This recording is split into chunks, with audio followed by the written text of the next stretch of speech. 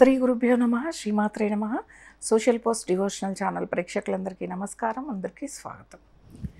ఇప్పుడు మనం ఇంట్లో భగవంతుడికి పెట్టిన ప్రసాదం ఎప్పుడు మనం స్వీకరించాలి?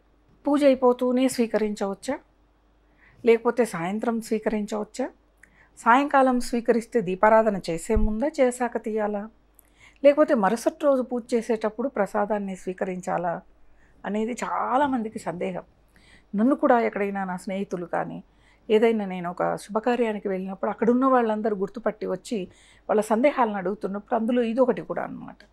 మరి ప్రసాదం అనేక రకాలుగా ప్రసాదం పెడతాం. ఇప్పుడు మనం పాలతో పాయసాన్నాన్ని చేసి పెట్టాము అంటే సందర్భాన్ని బట్టి మనము అనుసరించాలి ఏదైనా కానీ. పాలతో పాయసాన్నాన్ని ఉదయం పూట పూజ చేశాము, 6:30-7కి భగవంతుడికి నివేదించాము, హారతి ఇచ్చేసాము, కొబ్బరికాయ కొట్టేశాము. తర్వాత ఆ పూజకు సంబంధించిన దుస్తులు ధరించారు కదా, వాటిని విసర్జించక ముందే ఆ హారతి కొండెక్కిన తర్వాత వచ్చి భగవంతుడికి, స్వామి ఇది నీ కరుణా కటాక్షాలతో అందిన ప్రసాదం అని చెప్పి ఆ తీర్థము ఈ ప్రసాదాన్ని స్వీకరించాలి. హారతి కొండెక్కక ముందే ప్రసాదాన్ని స్వీకరించవద్దు, హారతి కొండెక్కే వరకు ఆగాలి.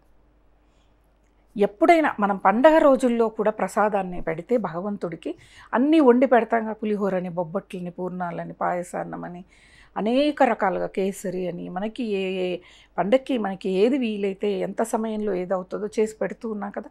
ఏ ప్రసాదం పెట్టినా కూడా భగవంతుడికి ఏ రోజు పెట్టినా, అంటే కొంతమంది పండగ రోజుల్లో కాకుండా వాళ్ళు ఒక రోజు అంటూ, ఇప్పుడు గురువారం సాయిబాబా, దత్తాత్రేయుడు వాళ్ళు ఆ రోజు ప్రసాదం తయారు చేసి పెడతారు. కొంతమంది ఆ రోజున గురు చరిత్ర కానీ, సాయిబాబా చరిత్ర కానీ, ఇంకేదైనా గ్రంథాన్ని మొదలు పెట్టేటప్పుడు ప్రసాదాన్ని ఇలా ప్రత్యేకంగా అటుకల పాయసం ఇలాంటివి తయారు చేసి పెడుతూ ఉంటారు.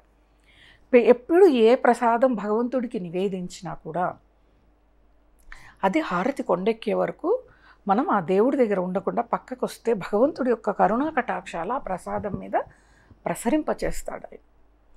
ఆ తర్వాత కొండ ఎక్కింది, ఒక 2 నిమిషాల తర్వాత వచ్చి భగవంతుడికి నమస్కరించి తీర్థం తీసుకుని ఆ ప్రసాదాన్ని ఇంట్లోని వాళ్ళందరూ స్వీకరించాలి.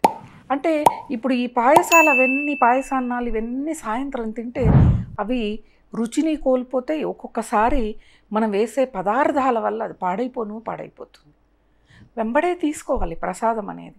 పూజ అయిపోయిన అనంతరమే మనం ప్రసాదం తీసుకుంటే భగవంతుడి యొక్క అనుగ్రహం మన మీద తప్పకుండా ఉన్నట్టు లెక్క. సరే మేము పండ్లు పెడతామమ్మా, పండు పొద్దున్నే తినలేం కదా, పూజ అవుతూనే టిఫిన్ చేయాలి కదా, మేము భోంచేశాకను సాయం సంధ్యాకాలంలోనూ స్వీకరిస్తామని చెప్పి అంటూ ఉంటారు చాలామంది.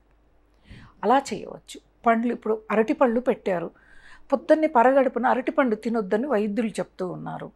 మరి అరటిపళ్ళని స్వీకరించవచ్చా అంటే అవసరం లేదు. మీరు భోంచేశాక మధ్యాహ్నం మేము తీసుకుంటామమ్మా, లేకపోతే మేము లంచ్ బాక్స్తో కలిపి తీసుకొని వెళ్ళి తింటాము లంచ్ అయ్యాక అంటే అలా తీసుకొని వెళ్ళొచ్చు. ఏ పండు పెట్టినా అలా మీరు స్వీకరించవచ్చు.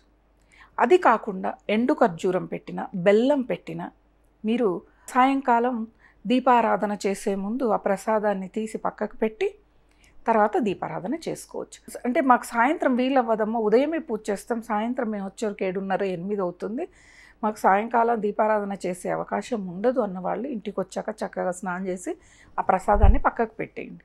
బెల్లం అనుకోండి, పిల్లలకి కొంచెం కొంచెం ప్రసాదంగా అప్పుడైనా స్వీకరించవచ్చు.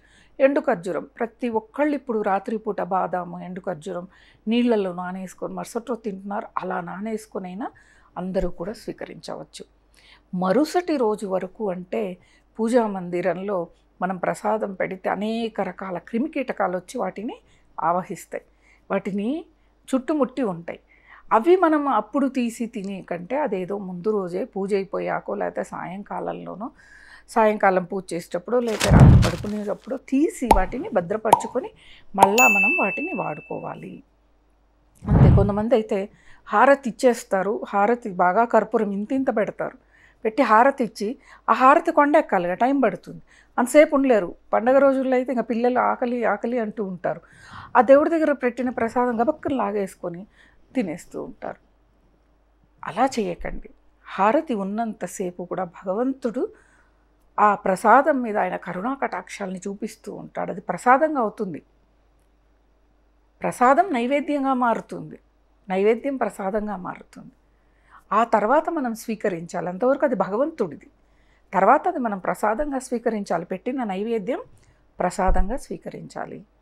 అది కూడా తీసుకొని ఒక ముద్ద ఫస్ట్ ఏదైనా కానీ తీసుకొని, భగవంతుడా, ఈ ఆహారం వెనక ఎవరి కష్టం ఉందో వాళ్ళు 3 పూట్ల కడుపు నిండా తినాలి, సుఖంగా ఉండాలి, ఇది నీ ప్రసాదంగా నేను స్వీకరిస్తూ ఉన్నా అని చెప్పి కళ్ళకద్దుకొని ప్రసాదాన్ని స్వీకరించాలి. అది సరైన ఆహారం స్వీకరించే పద్ధతి. అంటే పండించిన వాళ్ళకి కృతజ్ఞత.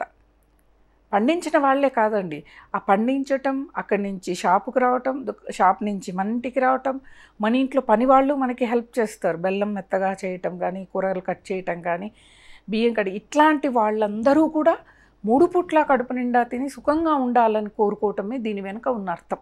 రైతు దగ్గర నుంచి ఎవరెవరు దీని వెనుక ఉన్నారో, ఈ ఆహారం నేను ఈరోజు స్వీకరిస్తూ ఉన్నాను అని ఒక్క మాట అనుకొని ప్రసాదాన్ని స్వీకరిస్తే మనకి చాలా చాలా మంచిది. అంటే స్వార్థం చూసుకోవట్లే, అందరూ బాగుండాలి, వీళ్ళందరూ వల్లే నేను ఈరోజు ఈ ఆహారాన్ని స్వీకరించగలుగుతున్నాను. డబ్బులు ఉంటుంది, డబ్బుల్ని తినలేము.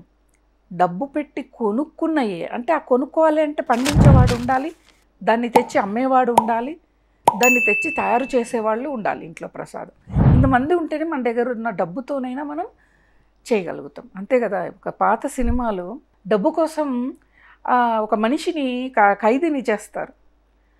బాగా అనుభవించి జైలు శిక్ష, అనేక రకాలుగా జైలు శిక్ష, తిండి లేక ఆ డబ్బు కోసం వాళ్ళు చేసిన పని అనుభవించి బయటకు వచ్చాక హీరో వాళ్ళని ఒక్కొక్కళ్ళని తీసుకెళ్ళి ఈ డబ్బు కోసమే కదా అని ఈ డబ్బుల్ని తినండి అని పెట్టి 3-4 రోజులు వదిలేసి వెళ్తే బాగా డబ్బులు తిని రక్తం కక్కుకొని చచ్చిపోయారు. వాళ్ళ దగ్గర డబ్బులున్నా తినడానికి లేదు. అలా ఉంటుంది మన పరిస్థితి. కాబట్టి ఎవరైతే ఈ విధంగా నైవేద్యాన్ని సమర్పించి స్వీకరిస్తారో వాళ్ళందరికీ కూడా భగవంతుడి యొక్క అనుగ్రహం ఎప్పటికీ ఉంటుంది. ఆకలి దప్పులు అనేవి ఏ సమయంలో కూడా ఉండదు. ఆకలి అనగానే ఏదో రకంగా ఎవరి రూపంలోనో ఒక రూపంలో మనకి ఆహారం, కనీసం ఒక పండైనా మనకి లభిస్తుంది, లేదో గుక్కడి మంచినీళ్ళైనా దొరుకుతాయి. అలా మనకి భగవంతుడు పంపించేస్తాడు. మనం అందరి క్షేమం కోరాం కదా. కాబట్టి పెట్టిన ప్రసాదాన్ని ఎప్పుడు తీసేయాలి, ఎప్పుడు స్వీకరించాలి, ఇటువంటి సందేహాలు ఏమీ అవసరం లేదు. హారతి కొండెక్కాక తప్పకుండా ఆ ప్రసాదాన్ని మీరు స్వీకరించవచ్చు. స్వస్తి.